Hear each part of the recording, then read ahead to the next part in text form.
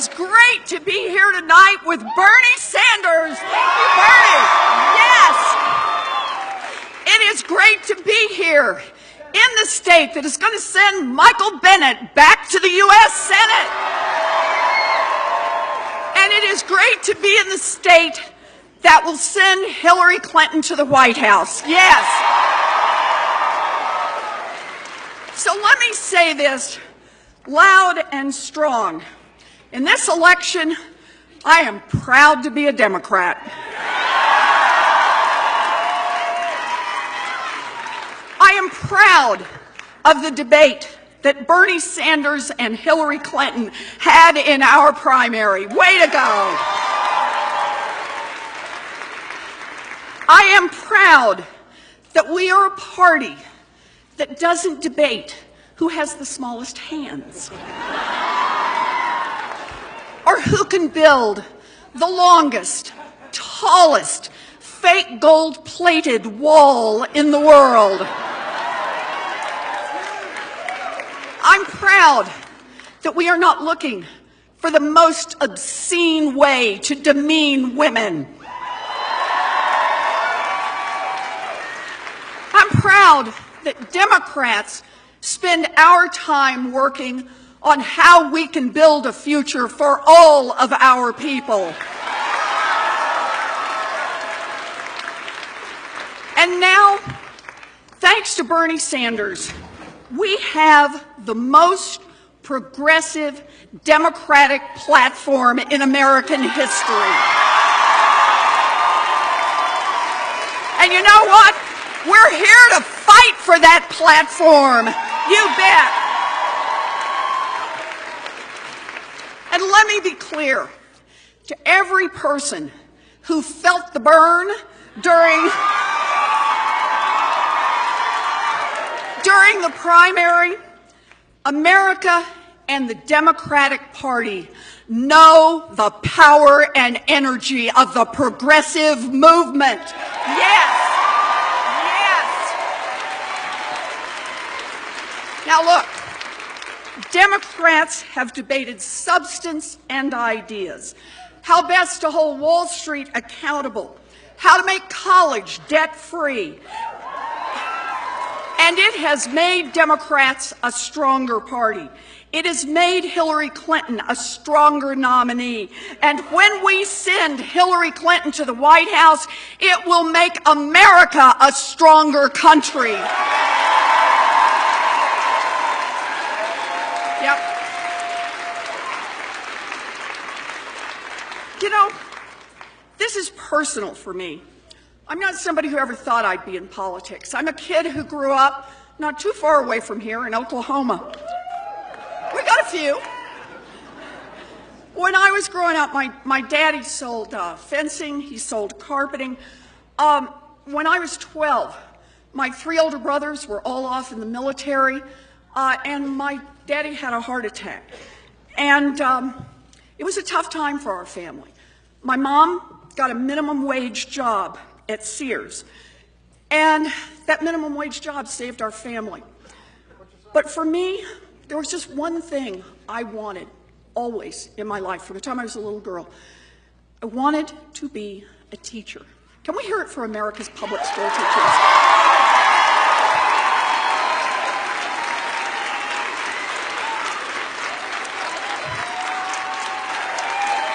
It's true.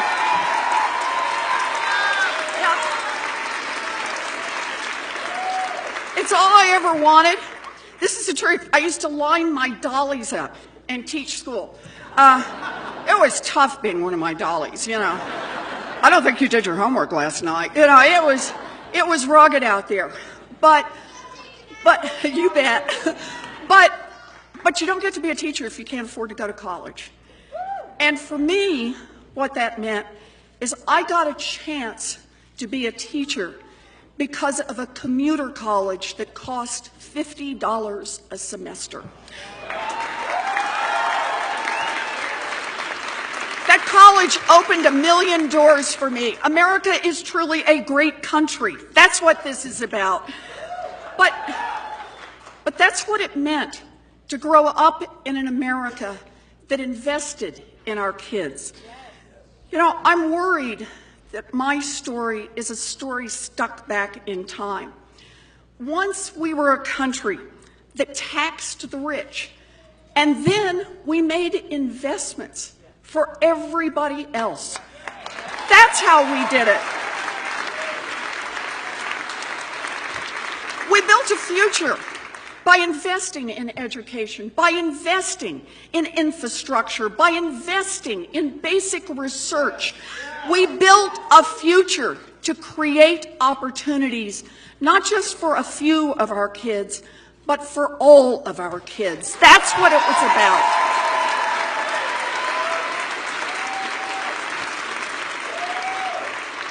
Now, I am going to play teacher for just a minute because I want to make a point about this. It worked. Here's the amazing thing. When you look at the numbers from 1935 to about 1980, that is when Ronald Reagan got elected, just saying. When you look at the numbers for that period of time, what you see is two things. GDP just keeps going up. Year over year over year, we get richer as a country. But here's the other thing. The 90% of America, everybody outside the top 10%, the 90% of America got 70% of all the new income growth in this country. That was an America that worked for all of us. Yeah. And look, we weren't perfect. There were lots of places where women weren't welcome, where African Americans weren't welcome, where Latinos weren't welcome, where the LGBT community was locked firmly in the closet. But we were bending the arc in the right direction, and it showed. And I'll give you just one example of that. In the 1960s and 70s, the black-white wealth gap that has been there for as long as we have measured economic numbers shrunk by about 30%. We were making ourselves a better country because that's what we can do when we work together. That's how it works. You know, the way I see it, me and my dollies, we're living proof of an America that works. That's right. But starting in the 1980s, the Republicans took this country in a different direction. I heard somebody shout it earlier, trickle-down economics, which basically meant let's help the rich and powerful get richer and more powerful, right? And that's what happened. Basically, they said, I know what let's do. Let's cut taxes for everybody at the top. And then, when there's not enough money to go around, what do we cut? The investments in education, in infrastructure, and in basic research. We've had 36 years of that. And let's do it one more time about what the numbers show us. 1980 to 2015, GDP keeps going right on up. Our country gets richer year over year. But the 90%, the folks who got 70% of all the new income growth in that first period, the 90% from 1980 to 2015, you know what they got? They got effectively zero. Not even 1% of the growth in income. You got to think about that, because what it really means is we have become a country that works great, but it only works great for those at the top. And that's why we're here. We're here to fight back. We're here to build a better America.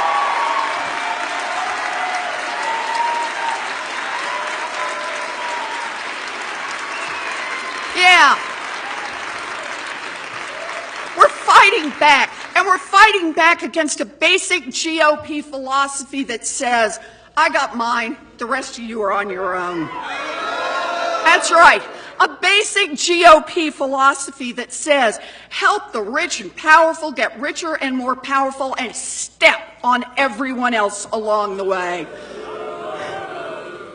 You know, Donald Trump has been talking a big game, a big game. He's been talking and talking about how the game is rigged. Well, I want to say this.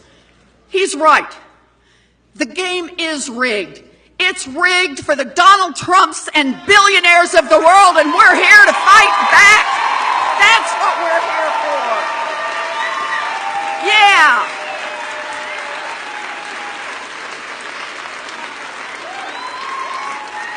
Okay. So just for a minute, let's talk about Donald Trump's record. We ready for this? All right, buckle your seatbelts. All right, so let's pick one part. Before the 2008 crisis that hit families here in Colorado and all across this country, Trump said he was excited for a housing crash because then he could swoop in and buy up more real estate on the cheap. What kind of a man does something like that? I'll tell you. I'll tell you. Trust me on this. I will tell you.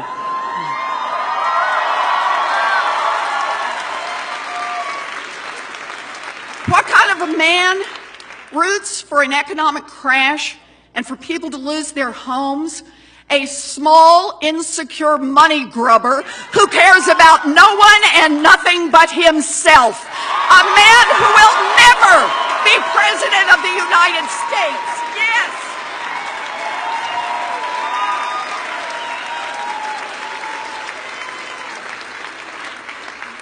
Or another part of Trump's record. You know, here's a man who ran businesses, likes to brag about it, but he stiffed the painters and the plumbers and the construction workers who built his golf courses and casinos.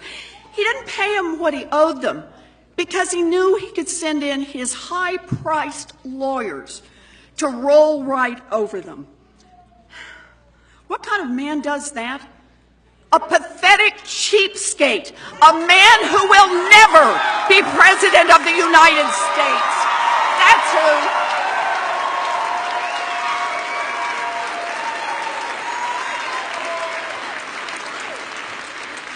And now, Donald Trump, the big, brave Donald Trump, is too chicken to release his tax returns.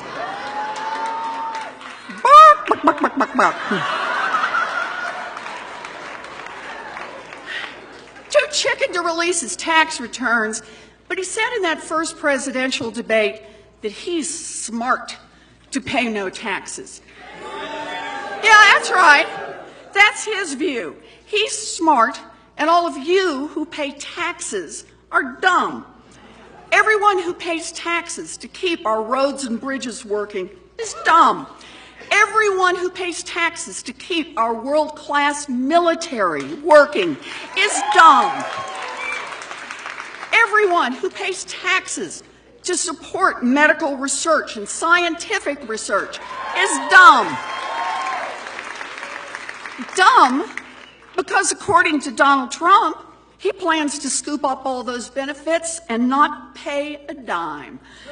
Now, what kind of a man does that? A selfish little sleazeball. A man who will never be president of the United States. Yes. Yeah. Let's get it. You think so? Yeah.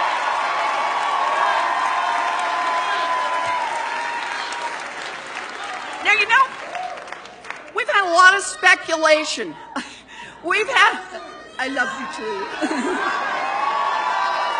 Yeah. You know, we've had a lot of speculation about why Donald Trump won't release his taxes, but we're starting to get some idea. And here's where part of it comes from. We finally got a look at just his 1995 tax returns, 1 year. 1 year in which Donald Trump claims he lost nearly $1 billion. Woo! If the House always wins, how did he lose $1 billion in a gambling casino? Woo! Let's face it, Donald Trump is a two-bit con man who may just be the worst worst businessman in modern history, and who will never be president of the United States.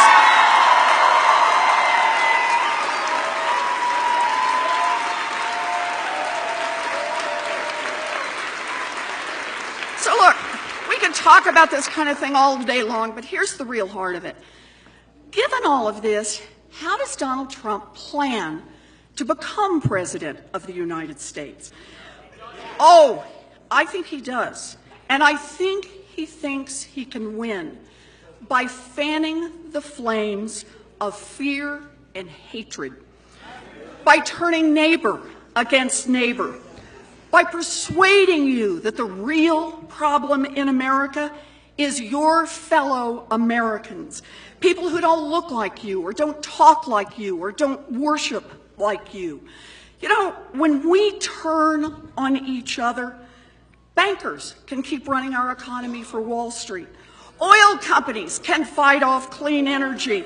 Multinational corporations can ship jobs overseas. When we turn on each other, rich guys like Trump can push through more tax breaks for themselves. When we turn on each other, we will have neither the will nor the money to be able to build a future for ourselves. Well, I've got news for Donald Trump. His plan to make us turn on each other will not work. We believe we are stronger together. Yes, stronger together. That's right. You bet. You bet. Donald Trump has shown us something else during this campaign. He has shown us just how much ugliness is in his heart. I never in my life thought that we would see a nominee for President of the United States who calls women fat pigs and bimbos. I never thought we would see a nominee for president who would brag about sexually assaulting women. I never thought I would see a nominee who would attack his victims who came forward saying they were too ugly to have been the objects of his assault. You know, I want to say this. Some people say it makes them sick to hear Donald Trump talk like that. Well, not me. Donald Trump's words don't make me sick anymore. They make me furious.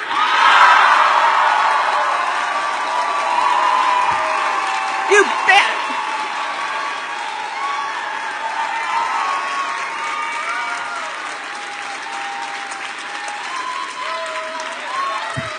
Words like that, we're here tonight to double down that Donald Trump will never be president of the United States. Yes.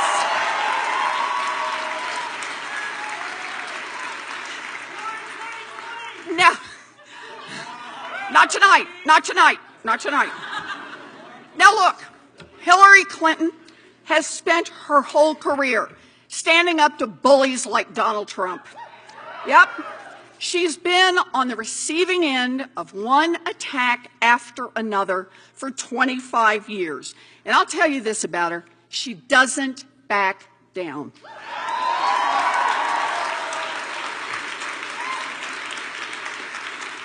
She doesn't whimper. She doesn't whine. She doesn't take to Twitter at 3 in the morning to call people bad names.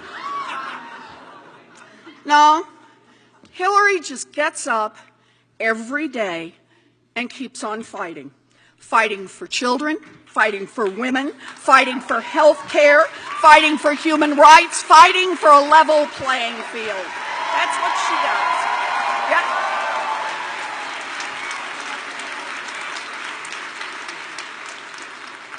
Hillary has brains, she has guts, and she has a thick skin and steady hands. But most of all, she has some basic decency. And that's what America needs, and that's why I'm with her. Are you with her? Are you with her on this?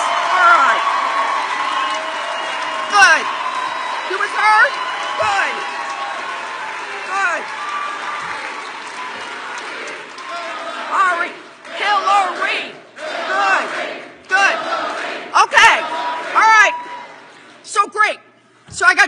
asks for you. You don't get out of here without a couple of asks.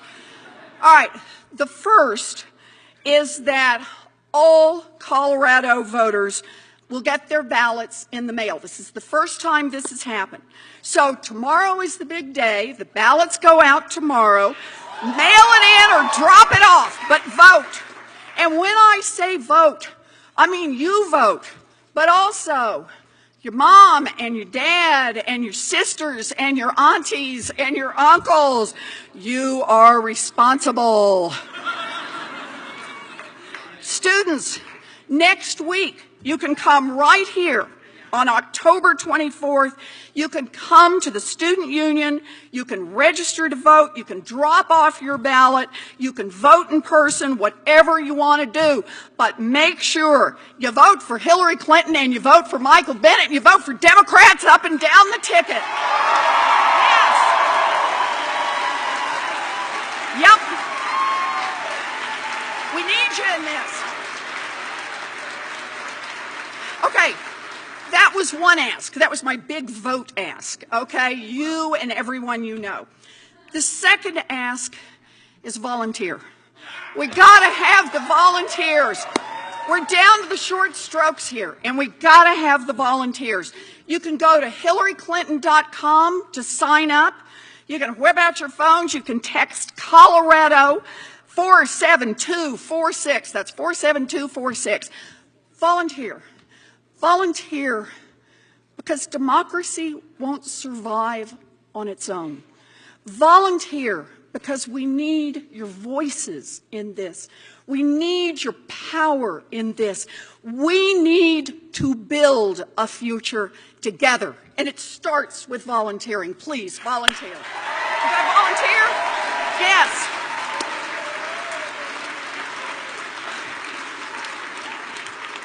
Okay. So look, we can talk about Donald Trump, we can talk about Hillary Clinton, but ultimately what this election comes down to is it comes down to our values. It's not about one person. It's not about one candidate. It's about a movement, a strong, powerful, vibrant movement to make real change in this country. That's what it's about.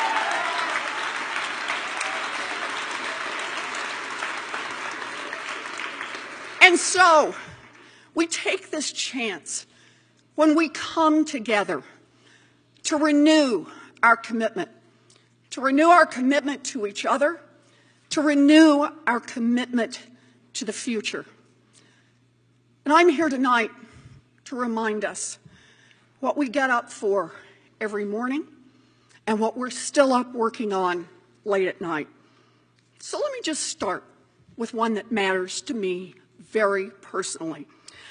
We believe that every young person in America is entitled to get an education without being crushed by student loan debt. And we will fight for it. Yes.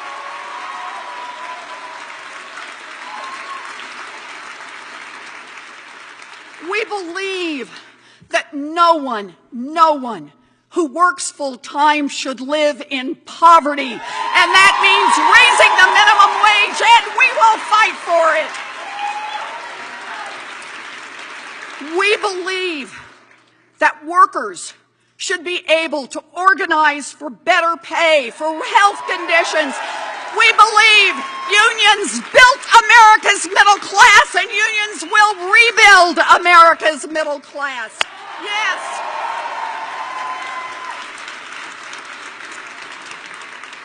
We believe that after a lifetime of hard work, seniors are entitled to retire with dignity, and that means protecting and expanding Social Security. And we will fight for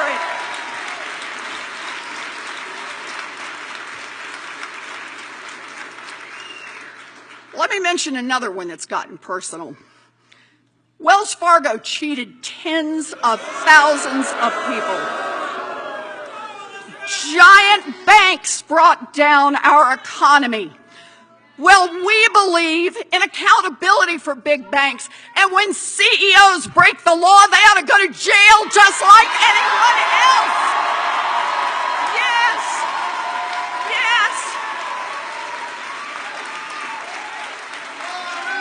You bet. Okay. Now listen, I'm going to say something really controversial now. Hang on. We believe, yeah, and him too. We believe in science.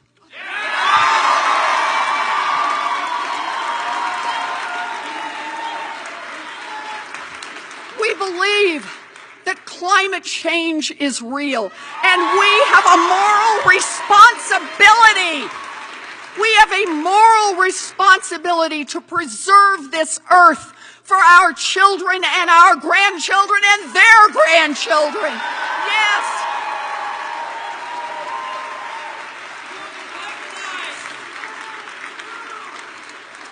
I got another one here, and I cannot believe I have to say this in 2016. No, I mean it. I just can't believe it.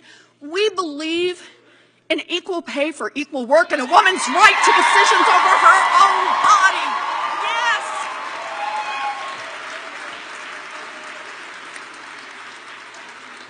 Yes. We believe, and boy, we really believe this one in Massachusetts, equal means equal. And that's true in marriage, it's true in the workplace, and it's true all across this country. Yes. You bet. We believe in keeping families together, in common sense immigration reform, and that we will never build a stupid wall between here and Mexico. Yes.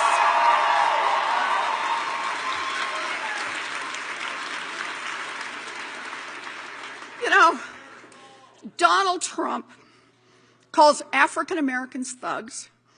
He calls Muslims terrorists. He calls Latinos criminals. And he brags about sexually assaulting women. Well, here's what we believe. We believe that racism and sexism and bigotry have no place in this country. We believe that Black lives matter. That diversity is what makes our country strong. Yes, that's what we believe. You realize I could do this all night. But we got somebody really good coming up. So I'm just going to do one more. Just one more. We believe that millionaires and billionaires and giant corporations should not be able to buy our elections or our politicians. Let me make this clear. We believe that corporations are not people. We will overturn Citizens United. We will return this democracy to the people. Yes. Look, our agenda is a progressive agenda. It is a Colorado agenda. It is an American agenda. And that is why Bernie Sanders and I are here today.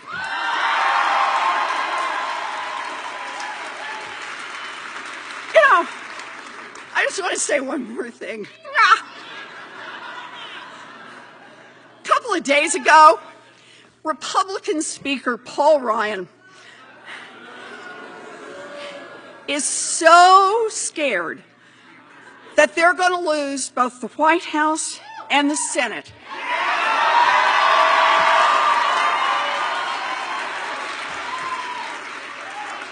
that he described his worst nightmare.